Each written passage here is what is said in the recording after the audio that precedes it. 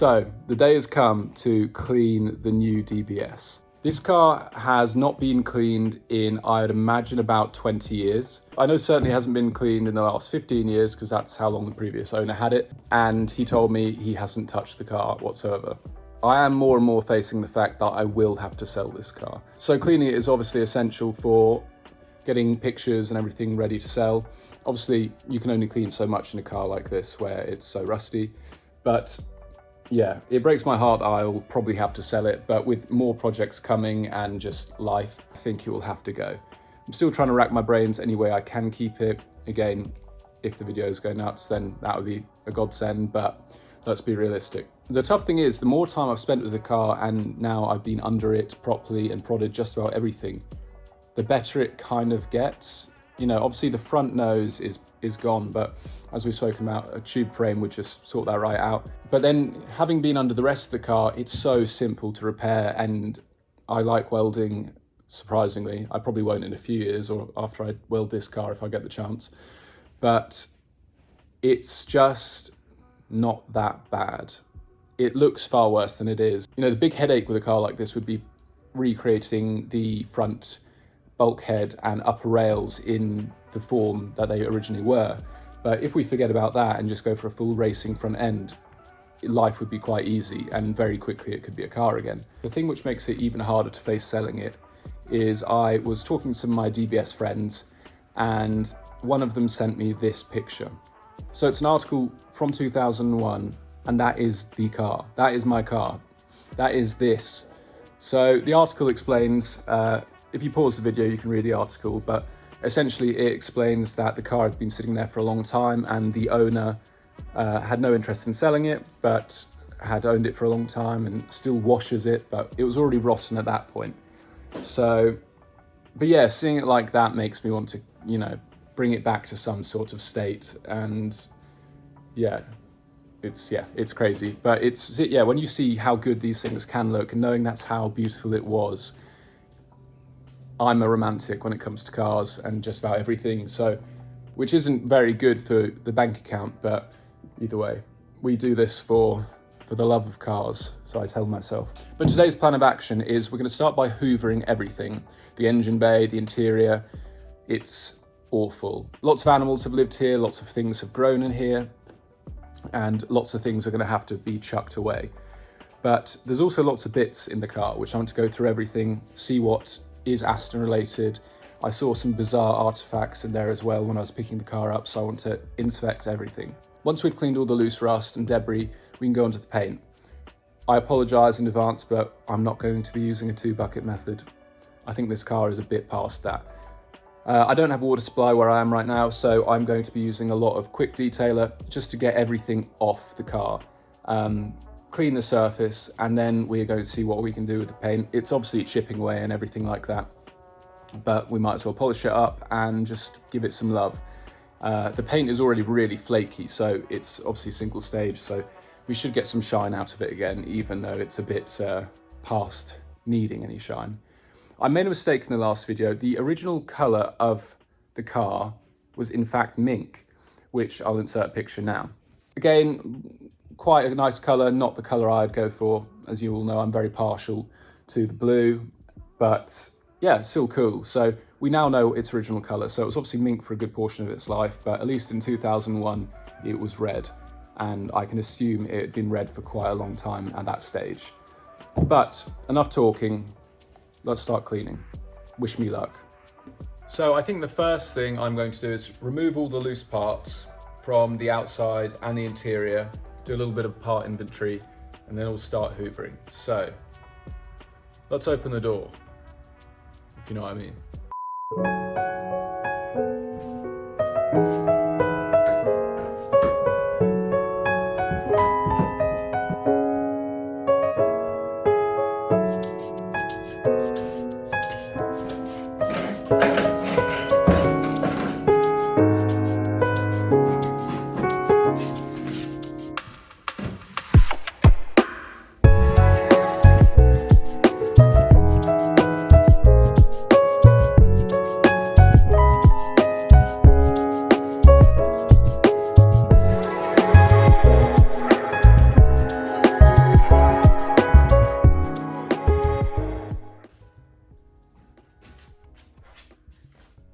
old spoon and a pedal. So I've removed a lot of the bigger items, which are all here. And now I need to start tackling this absolute nest. It smells like animals in here. It's quite disgusting. Well, animals that haven't been here for a long time. So let's make a start.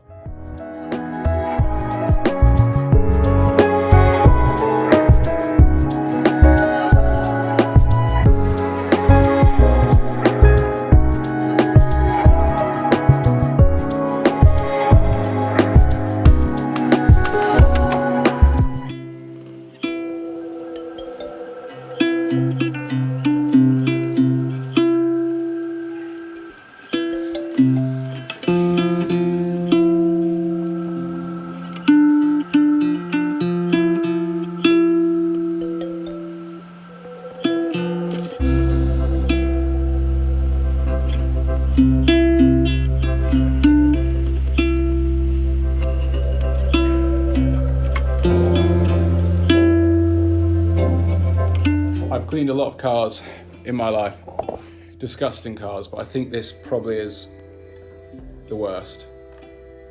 In fact, I'm fairly sure it's the worst. I don't know why I'm touching my hair, my hands are disgusting. I should be wearing gloves, but you live and you learn. Let me show you how far we've got just with grabbing dirt and a dustpan and brush. So already a million times better, even though this still looks awful. It's just, well, there's a bin bag full of debris and the carpet's obviously all moldy, so I'm pulling that up as I go along. But the next thing we need to do is hoover it, because it's right now just brushing is just moving dirt. So we need to hoover it, get as much out as we can.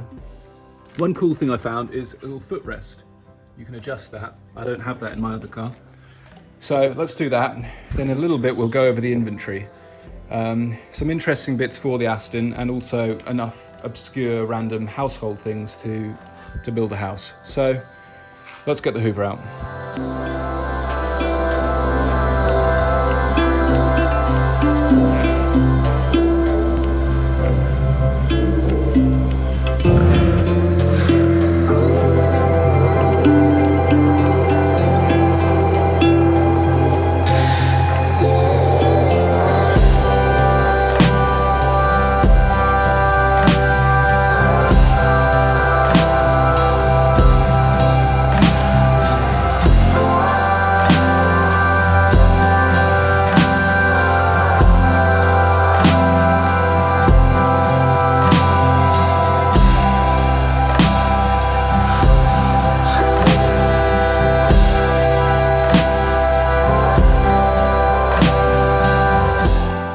So here we are after the initial hoover, which it's a huge difference. I know it's exposed more and more things, but yeah, years and years of dirt gone and animals, and it's just, yeah, it's a good feeling. So the next thing is we are going to take the seats out, hoover underneath there. I'm kind of anxious on what critters are lying behind there. Work on removing any more carpet. Then we need to do this area and start digging away at the engine bay, as that has a lot of life in it. So yeah, let's go.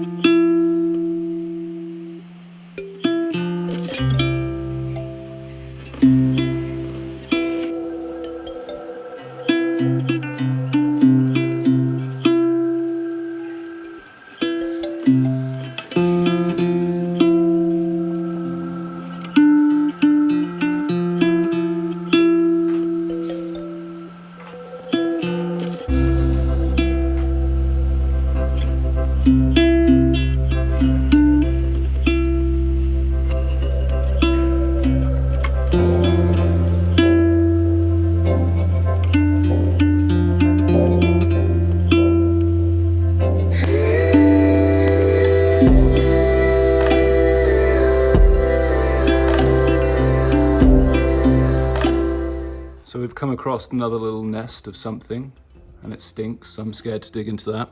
Interesting thing I've just found is in this earlier car, the rear seats split into two, whereas with the later car, they are one piece. So, fun facts.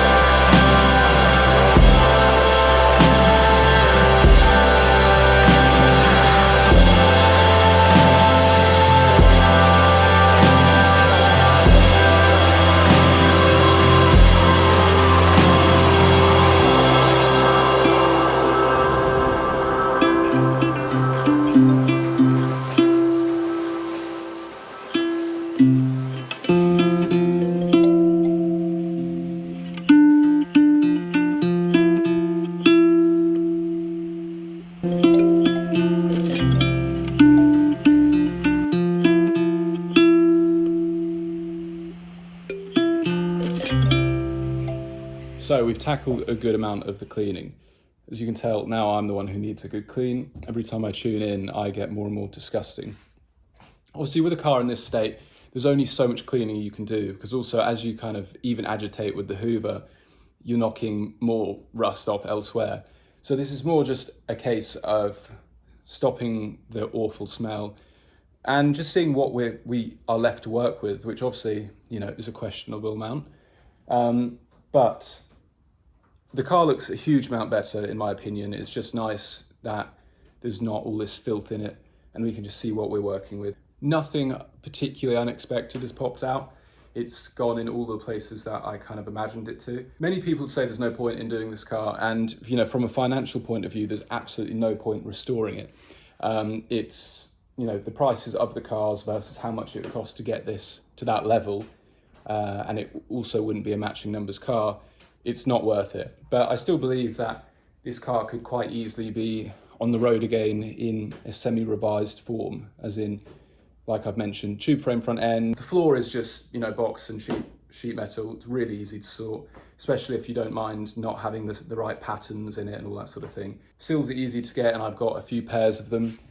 So I really do believe it could quite easily be a usable car again, just not a historically correct way, but that doesn't particularly bother me. I still haven't really decided what I'm going to do with it, but I'm enjoying this process. So, and it's nice to have a little bit of a break or something to go between from with the other Aston. So it's an interesting process, seeing how they change in the years, like we've noticed with the seats and various body panels. But yeah, obviously we've exposed through cleaning a lot of the original paint on the rear parcel shelf. So that is the mink colour, which is, yeah, as I said before, it doesn't do anything for me, but yeah, it's an interesting colour. I say if we were to go crazy with this and finish it, it all depends on finances and, you know, that sort of thing. I have to go to America for 6 weeks in September, so it's lots of plates spinning. But I'll insert some pictures of the kind of feel I'd go for. You know, so we're not going for that elegant James Bond. I think it'd be something more racy like this, and you'd have fun with it. I mean, we could even make it look like a concourse car externally and more stripped out on the inside, or kind of a gentleman's racing car. But then obviously you lift what would be a front clam, and it's all, you know, tube frame and crazy engine, all that sort of thing. There's so much fun we could have with it, and I think that's what I like. You know, these cars are so unattainable in many respects and valuable and historically important to a point that people don't do that much with them. They just restore them, which I think is completely valid, and I'd love to have a concourse restored example or a beautiful unrestored example.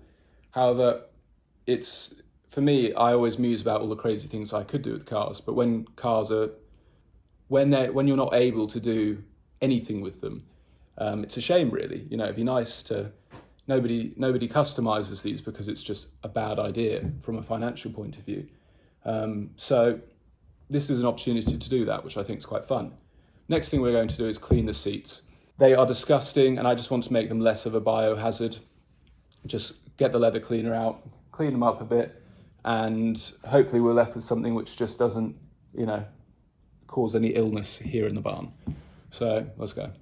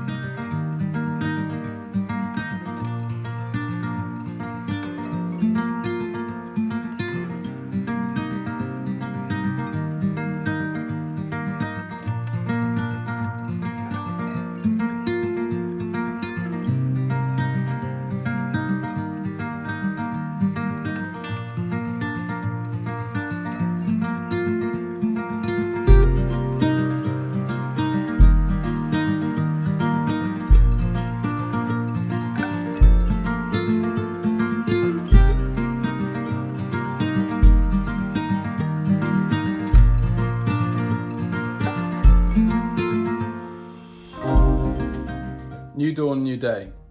The seats came up as you'd kind of expect from a very light clean. I was looking at the video clips and it's quite clear that the leather has faded quite a lot. The dye is moving away from it. So that's the least of our problems. I definitely need to give everything a much deeper clean, but at this stage it's more about cleanliness, and they're certainly a lot cleaner. We might end this episode deep dive into them a bit more, but there's really not that much point. They need retrimming anyway. We've got a dashboard as well, which I will show you now. It's even more disgusting, so I will clean that up, but that's not that exciting because it's so damaged, it's not going to be that satisfying. But now, the paint. I'm going to pull the car out and we are going to start cleaning it. As I've said before, no 2-bucket method. I think this is well and truly past that, so deeply sorry for those of you who find that offensive. So I'm going to spray the car down and just get any residual dirt off it, and do that a few times and see what we're left with. Then we will hit it with some polish just to bring the red back a bit, just to make it a slightly more pretty thing to look at. We'll also hit the chrome, the glass, all that sort of thing.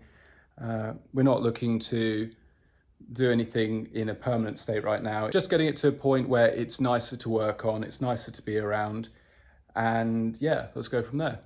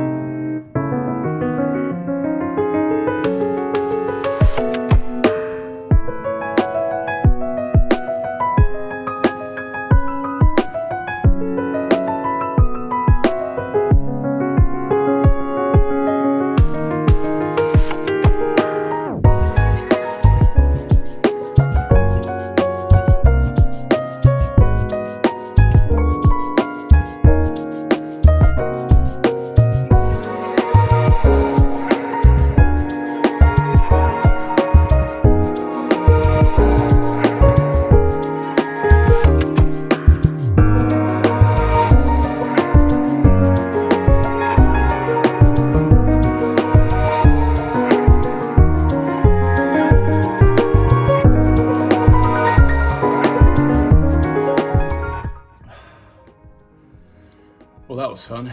So everything got a light clean, and I decided to put the doors back on the car as close as they can be. They don't obviously have anywhere to hinge on, but wow, I'm looking at the car right now, and again, everything is so relative with this build. But it just looks good, and we haven't even done any polishing yet. So without further ado, here's it after just a quick wipe down.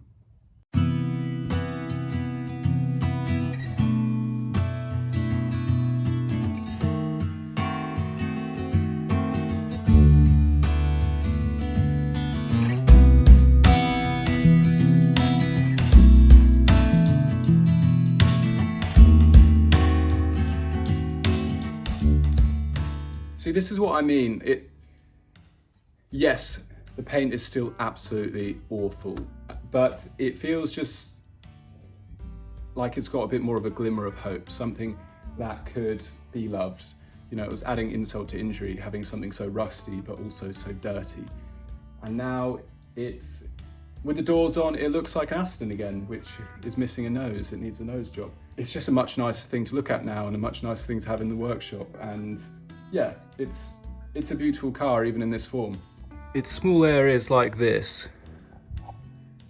which obviously something has been covering it, which make me just want to start buffing. So let's do that. The windows have turned out great, actually.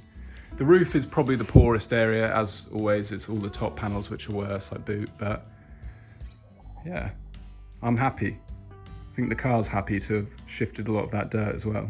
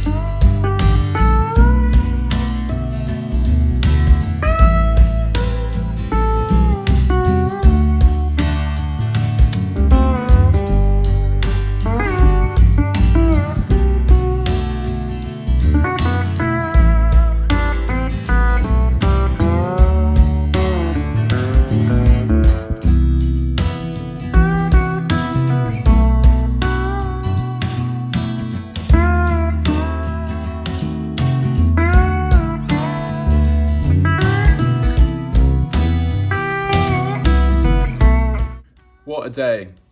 I think I'm going to cool it now, and I polished the whole car as best as I can. Certainly some panels have come up a lot better than others. You know, the sides are always going to be better. The boot was a nightmare, and the roof has been tricky. There's just so many layers of dead paint, and it's seen so much brutality of weather and general environments that there's only so much we can do. Certainly the boot and the roof will come up a lot better in time, but this is just getting things nice and clean. It's just really to stop things perishing any further. But I have to say, I really kind of like this ratty look. The fact it's authentic as well. It looks really quite cool. But without drawing things out too much, I'm just going to show you the car because I'm really excited and I hope you are too.